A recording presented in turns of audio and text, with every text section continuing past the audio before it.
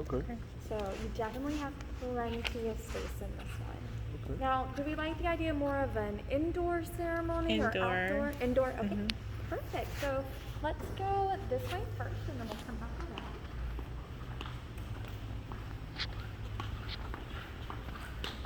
So this is going to be one of the ceremony options. This is going to be the chapel water wall space. So with this you could do indoor ceremony and then outdoor cocktail if you'd like. Or like if you decided like, oh no, I do like the ceremony outside and the weather's nice, then you could do it vice versa. Okay. It's completely up to you, but we always pair it together in case it rains. So Right. that's a big thing. Both of these spaces will definitely accommodate your guest count very well. Okay. When you get a ceremony space with us, you do get a lounge and a suite. So the groom's lounge will be right back here.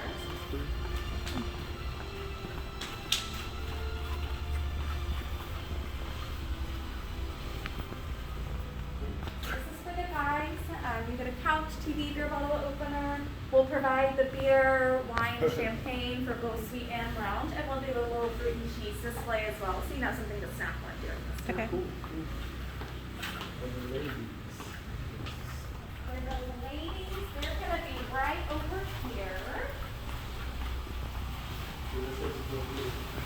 Yes, it is. It is. So this is the ladies' space. They do get a private restroom. The guys don't. I'm sorry. But you do also get a private patio and a little makeup area as well in this one. Definitely can change in here.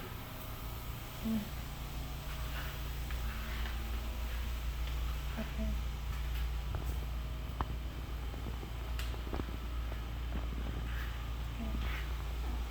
And then I'll show you the other two options, the one for reception and the one for ceremony. Now, have you guys talked about a specific date or just a time of the year you're interested in? Yes, we have, we're looking for October 15th or 17th, preferably 17th, is a Sunday. Okay, perfect. So I can't remember availability off the top of my head, but I will check as soon as we sit down. Okay, cool. So this is going to be the chandelier. This is going to be another reception option. It still has the built-in bar, the private restrooms, the private entrance, and the grand staircase. I do recommend this one for your guest count just because it's super flexible. So whether you were to have 50 people in here, it looks good, or if you have 150 people in here, it looks really good. So either one would definitely work just because this dual level. Sure.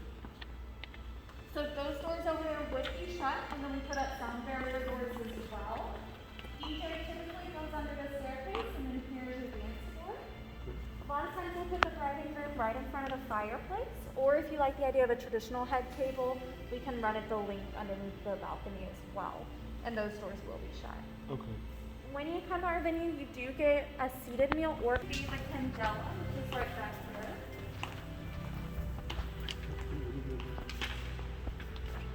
So definitely has a lot of space, all indoor. We have a traditional altar area, and then we can show the grand entrance for the bride as well, which is very popular in this space.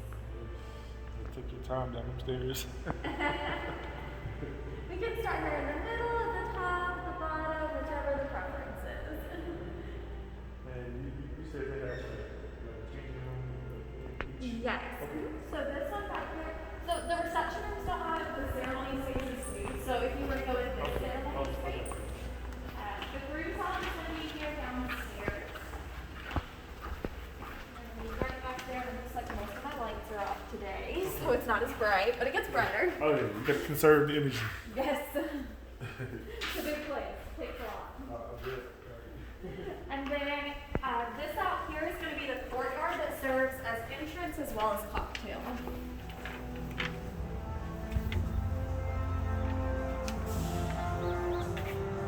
Okay.